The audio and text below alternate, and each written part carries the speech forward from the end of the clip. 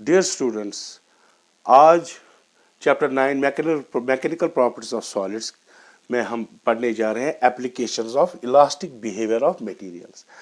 Now हम आपको पता है मटेरियल्स में इलास्टिक बिहेवियर होता है, ठीक है ना। Different materials have different elasticity, so the knowledge of this elastic behaviour of materials is very important in our day to day life because engineers design buildings, ठीक है ना, बिल्डिंग्स बना रहे हैं, उनके लिए कुछ स्पेसिफिकेशन होती है कि भाई ये किस काम के लिए बनाना है, इस पे कितना लोड पड़ेगा। तो वो मटेरियल जब उस उतना लोड पड़ेगा तो वो बकल या ख़राब मतलब वो विथस्टैंड करना चाहिए। तो जो नॉलेज होनी चाहिए elastic behaviour of N elastic properties of that material, वो अच्छी तरह से इंजीनियर्स को पता होनी चाहिए, ठीक। और कुछ एप्लीकेशन जैसे कुछ मसलन हम देखते हैं कि जो ब्रिजेस होते हैं उनका जो स्ट्रक्चर होते हैं बीम्स, वो कुछ इस आई शेप की होती है, ठीक है। आई शेप क्यों होती है वो भी इसी इलास्टिक बिहेवियर ऑफ मटेरियल्स पे डिपेंड करता है, ठीक है ना। या आप माउंटेन्स देख रहे हो पिरामिडल शेप के होते हैं, ऐसे इस शेप के होते हैं, ठीक। तो वो क्यों होते हैं, उसके पीछे भी इलास्टिक बिहेवियर ऑफ मटेरियल्स है। Let us start examining few of the properties, okay. Now suppose हम एक क्रेन बनाना चाहते हैं जो लोड उठाए जो हमें रिक्वायर्ड है, लेट अस सपोज 10 टन उठाने के लिए, ठीक। लोड कैपेसिटी यानी वो कितना उठा सकता है, मैक्सिमम 10 टन, ठीक है ना।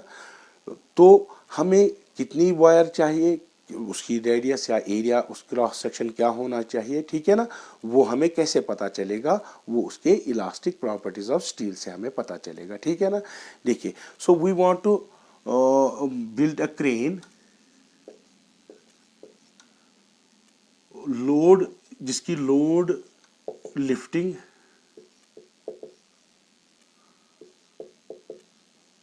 कैपेसिटी, लोड लिफ्टिंग कैपेसिटी हो 10 turns.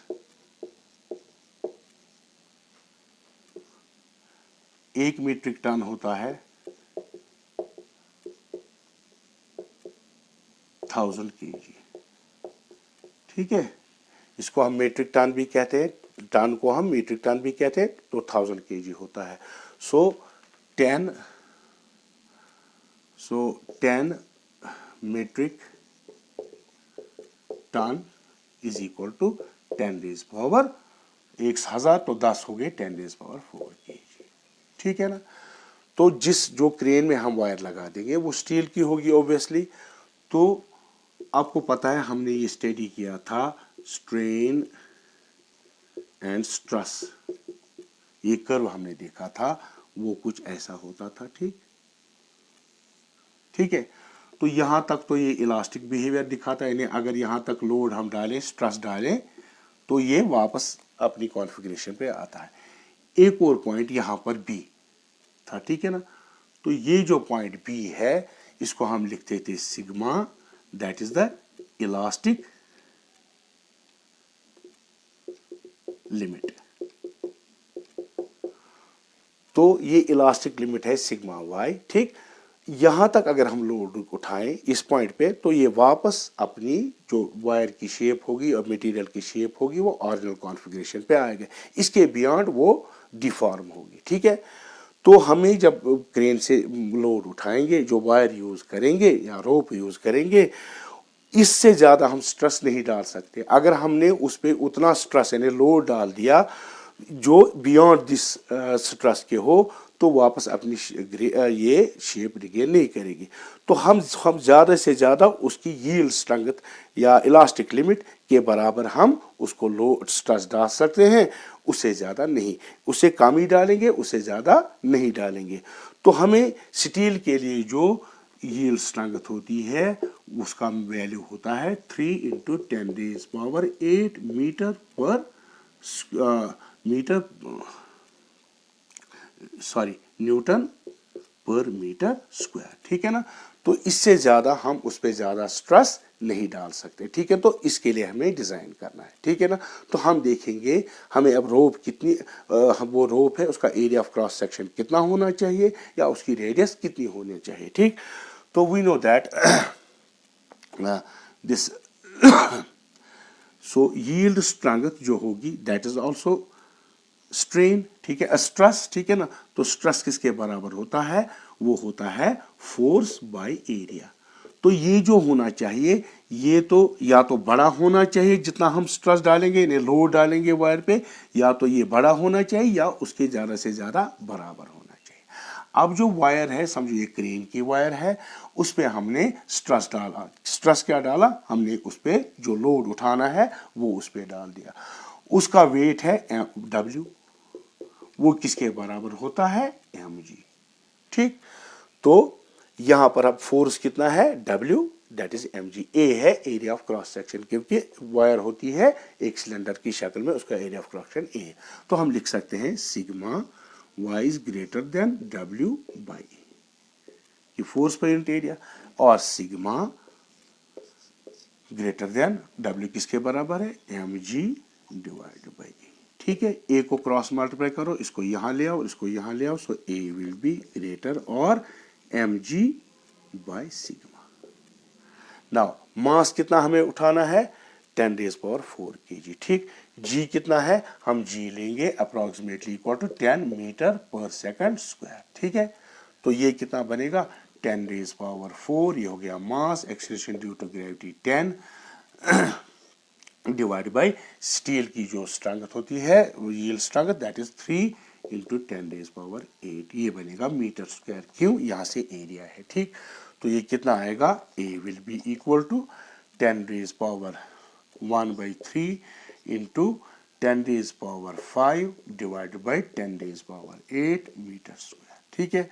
So A will be equal to 1, इसको हम ऐसे भी लिख सकते हैं 10/3 इंटू ये यहाँ बचेगा 4 क्योंकि एक 10 मैंने यहाँ लिख लिया 10⁻⁴ minus 8, so to be 10⁻⁻⁴ metre square, ठीक है। तो अब इसको डिवाइड करो 3 से, so A will be equal to approximately, इसको मैं ग्रेटर और इक्वल टू यहाँ लिखूंगा, सो 3.3 इंटू 10⁻⁻⁴ मीटर स्क्वायर। इसका मतलब है जो हम वायर यूज करेंगे किसमें, स्क्रीन में, जो लोड उठाएगी 10 मीट्रिक टन, उसका area of cross section 3.3 into 10⁻⁻⁴ metre square या उससे ज्यादा होना चाहिए एरिया ऑफ क्रॉस सेक्शन, उससे कम नहीं, वरना उसकी जो यील्ड स्ट्रेंथ है वो डिफॉर्म हो जाएगी, वायर फिर जब लोड उठाएगी तो वो स्ट्रेची नहीं रहेगी, डिफॉर्म हो जाएगी, ठीक है। तो यहाँ तक है। तो रेडियस कैसे निकालेंगे, देखिए अब रेडियस कैसे निकालेंगे ये तो मैं अब साफ करूंगा।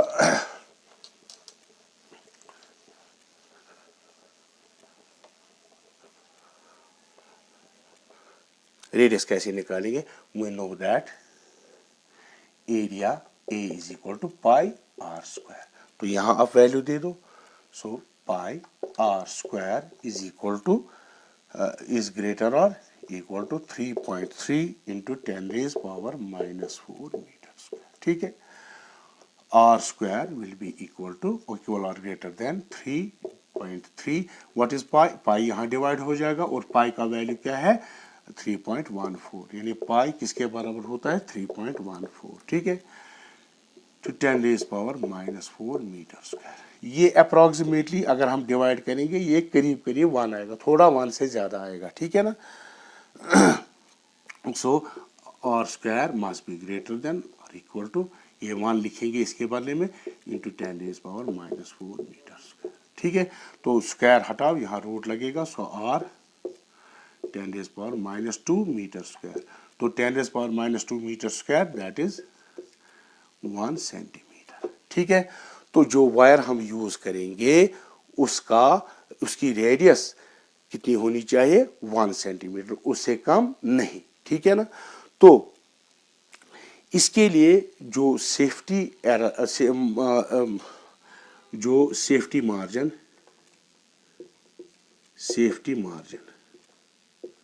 यानी सेफ्टी मार्जिन क्या होता है? सेफ्टी मार्जिन ये होता है अगर हम बराबर उतना लोड उठाएं या थोड़ा सा ही ज़्यादा होगा, जो वायर है वो ब्रेक डाउन हो जाएगी, ठीक है ना, वो कट जाएगी तो लोड नीचे आ जाएगा। तो सेफ्टी मार्जिन के लिए हम इज अबाउट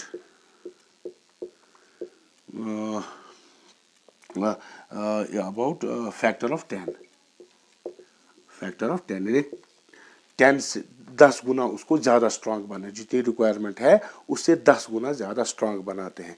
तो इसकी 10 गुना अप्रॉक्सीमेटली जो रेडियस होगी वो 3 सेंटीमीटर होगी।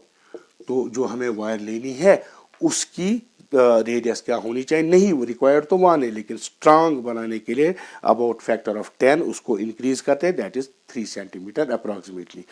तो अब जो 3 सेंटीमीटर जो वायर है जिसका क्रॉस एरिया ऑफ ये रेडियस 3 सेंटीमीटर है, उसका मतलब डायमीटर 6 सेंटीमीटर हो गया।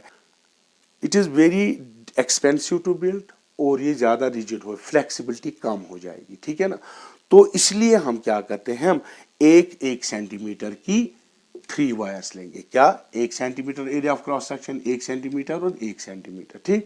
एरिया ऑफ क्रॉस सेक्शन के 3 वायर लेंगे और उनको एक दूसरे पर ऐसे, जैसे आपने देखा होगा, एक दूसरे पे रोल करें। जैसे जो चोटी होती है, जो गर्ल्स बनाती है चोटी, एक के ऊपर दूसरा, वो उसको ऐसे रोल ब्रेड करते हैं, तो उससे क्या होती है, फ्लेक्सिबिलिटी भी बढ़ जाती है और दूसरा जो मैन्युफैक्चरिंग भी इसका इजी हो जाता है, ठीक है ना।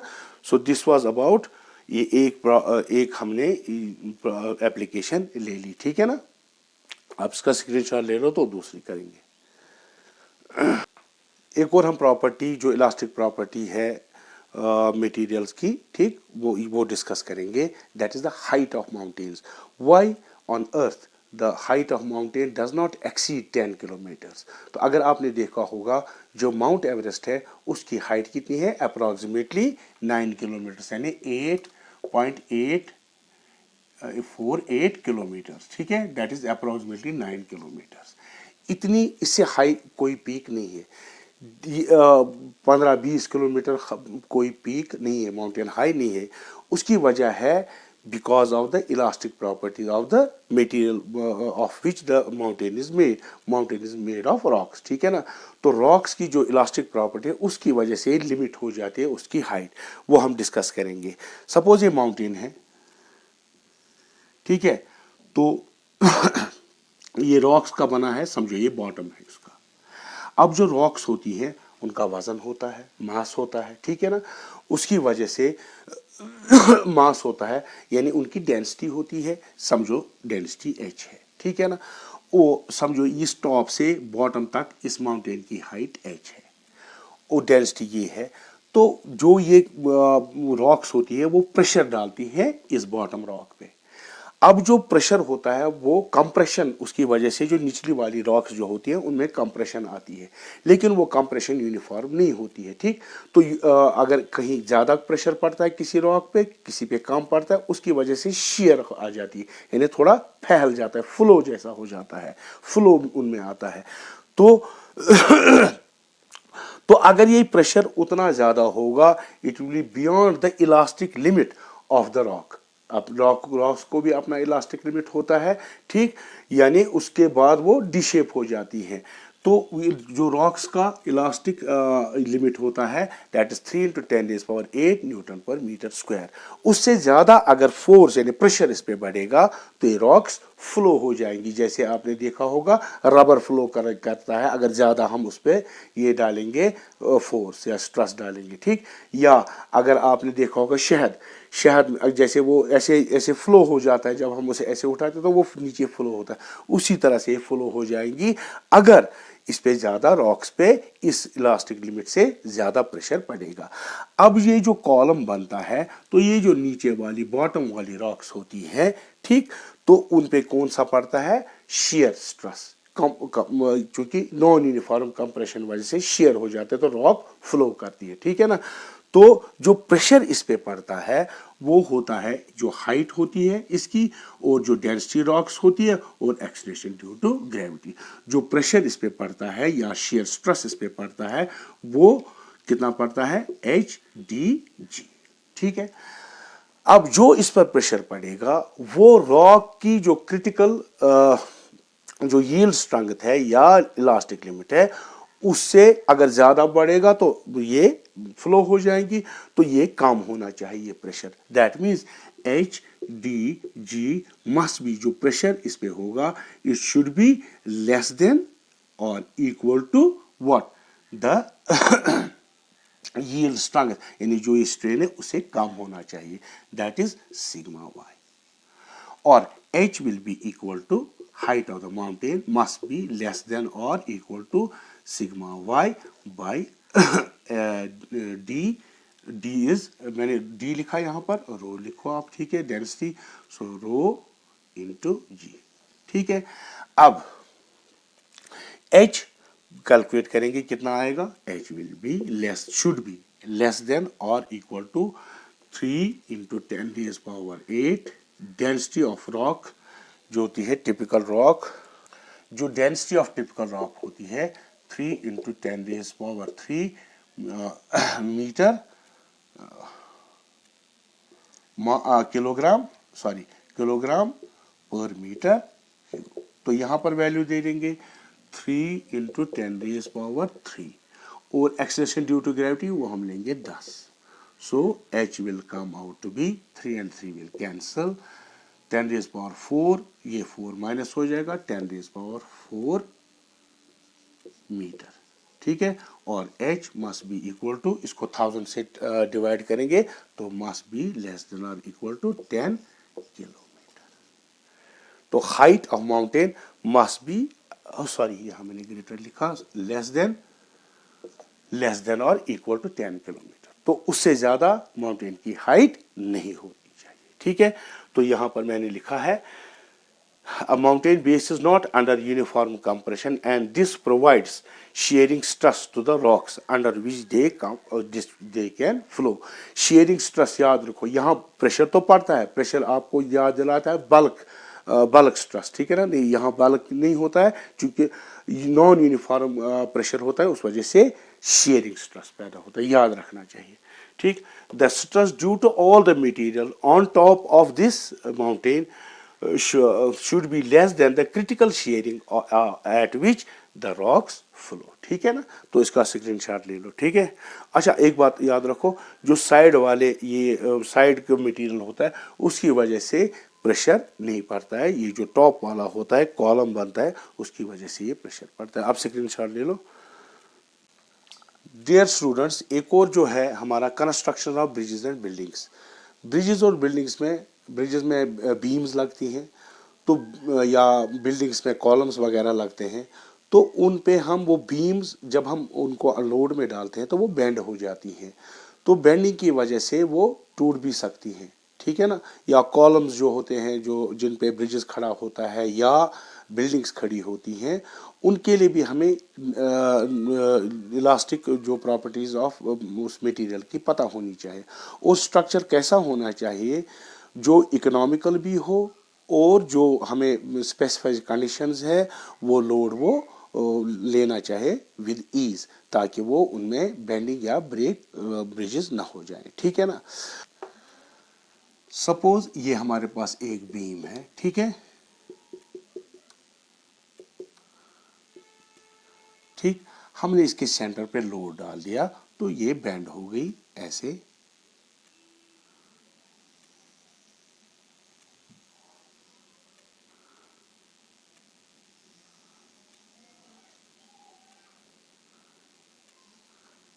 ये बेंड हो गई, ठीक है। तो ये बेंड हो गई, हमने यहां पर इसका सेंटर था पहले, जब हमने लोड डाल दिया इस पे W तो ये बेंड हो गई, तो ये पॉइंट यहां आ गया, ठीक है। तो ये जो इसमें डिस्प्लेसमेंट आ गई, ठीक, delta, it has been found to be equal to delta, found that is equal to जो बेंडिंग आती है इसमें, ठीक, डिस्प्लेसमेंट आती है इसमें, वो कितने किस अमाउंट से आती है, that is delta, that is L cube W B D cube Y। What is L? L is the length of the beam, ठीक है. What is B? B is the breadth, ये ऐसे breadth, B is the breadth of the beam, D is the thickness of the beam, ये D इसकी thickness है. Now, how can we make this, ये जो इसमें डिस्प्लेसमेंट आ रही है, बेंडिंग हो रही है इस अमाउंट से, इसको हम कम कैसे कर सकते हैं? नंबर 1, L चूंकि डायरेक्टली प्रोपोर्शनल है, L should be small,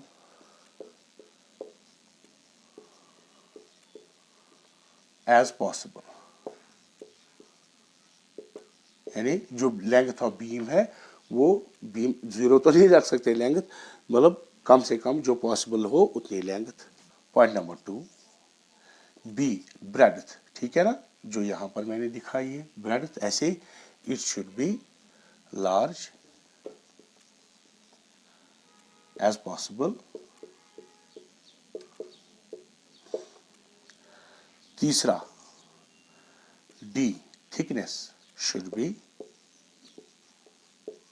large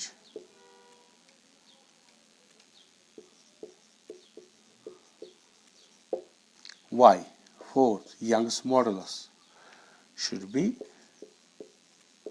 high, ठीक है ना. The material we use, its Young's modulus should be high. Now, L जितना पॉसिबल हो सकता है उतना कर सकते हैं, उससे ज़्यादा कम नहीं कर सकते हैं. Now, B should be large as possible. अगर B large, क्योंकि ये जो डेल्टा है ये इनवर्सली प्रोपोर्शनल टू ब्रेडथ है, तो जब हम इसको इंक्रीज करेंगे तो ये जो इसमें डिस्प्लेसमेंट आएगी, बेंडिंग जो अमाउंट हो रहा है वो कम हो जाएगा. दूसरा, delta is inversely proportional two cube of thickness, तो ये भी लार्ज होना चाहिए, तो उससे भी कम होगी. लेकिन अब देखिए इसमें बेटर चॉइस इन दो में से कौन है? अगर हम B को ट्वाइस करेंगे और D को भी ट्वाइस करेंगे, नहीं थिकनेस भी दुगनी करेंगे और ब्रेडथ भी थिकनी करेंगे, तो अगर जो ये होगा ये किस फैक्टर से डिक्रीज होगा? बाई 2. लेकिन यहाँ किस फैक्टर से होगा? By cube, that is by factor of 8, because 2 cube is equal to 8. तो यहाँ 8 से ये डिक्रीज होगा, यानी कम बेंडिंग हो जाएगी. So better choice is to have the thick beam, ठीक है ना. अब बीम थिक है तो उसे क्या होगा? अगर हम एक बीम है उसकी थिकनेस हम बढ़ा दें तो उसमें मटेरियल भी ज़्यादा बढ़ेगा. अगर मटेरियल ज़्यादा बढ़ेगा तो उसका वेट भी ज़्यादा होगा, ठीक है ना. अगर उसका वेट ज़्यादा होगा, एक चीज उसमें आएगी, उसको कहते हैं हम बकलिंग.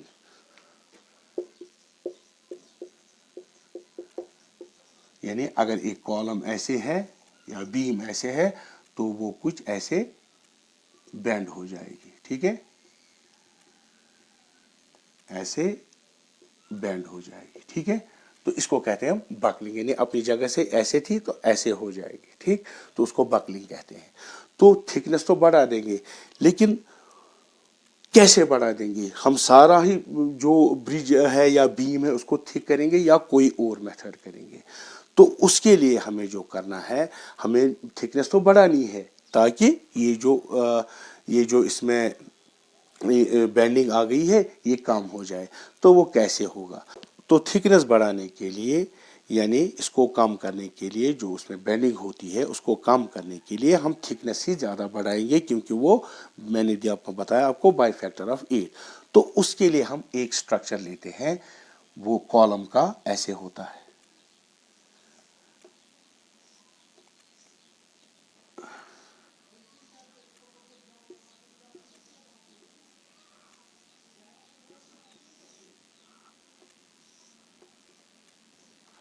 आई शेप में होता है कॉलम.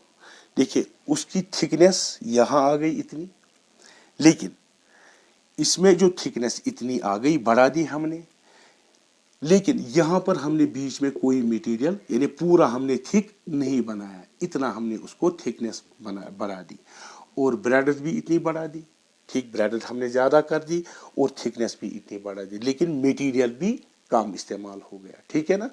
तो ये ब्रिजेस में हम आई वाले स्ट्रक्चर के जो है बीम्स बनाते हैं। वो कैसे मैं दिखाऊंगा, देखिए।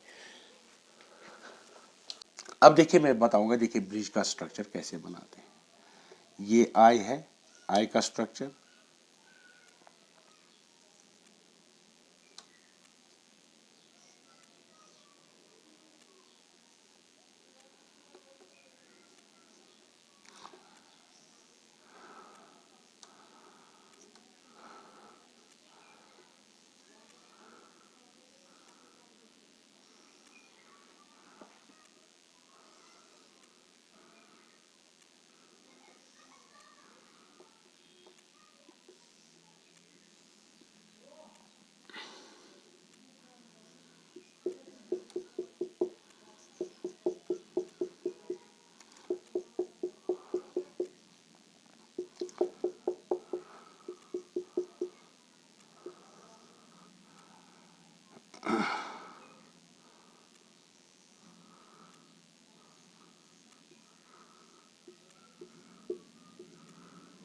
देखिए ऐसा स्ट्रक्चर बनता है इसका, ये इनको कहते हैं फ्लांज।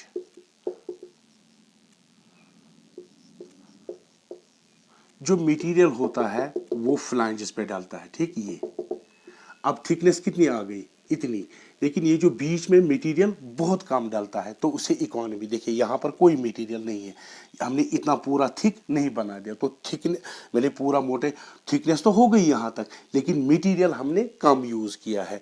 जो ज़्यादा मटेरियल पड़ता है वो फ्लांजेस पे पड़ता है। ये फ्लांज और ये भी फ्लांज है। स्ट्रक्चर आई का, यानी आई के साथ आई जोड़ते जाओ, पीछे पीछे पीछे आई जोड़ते जाओ। ब्रेडथ भी हमने इंक्रीज की, ठीक। थिकनेस भी हमने बहुत ज़्यादा बढ़ा दी, तो उसकी वजह से ये कंडीशन फुलफिल हो गई।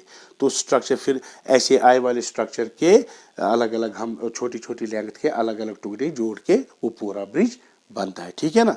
इसी तरह से बिल्डिंग्स में जो है कॉलम इस शेप के बनाए, इस शेप के नहीं बनाते हैं, क्योंकि इसमें बकलिंग पैदा हो जाती है। जब लोड पड़ता है इस पे, राउंड शेप के नहीं बनाते हैं, तो उससे ये बकलिंग पैदा हो जाती है।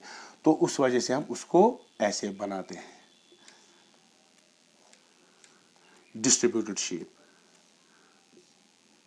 जो बिल्डिंग्स के कॉलम या ब्रिजेस के कॉलम होते हैं वो इस शेप के बनाए जाते हैं, क्योंकि इसकी शेप डिस्ट्रीब्यूटेड है। अगर ऐसे थिक कॉलम बनाएंगे उनमें बकलिंग पैदा हो जाएगी, बेंडिंग, ठीक है।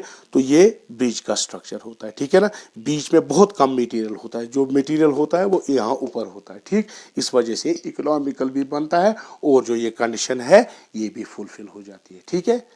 Thank you.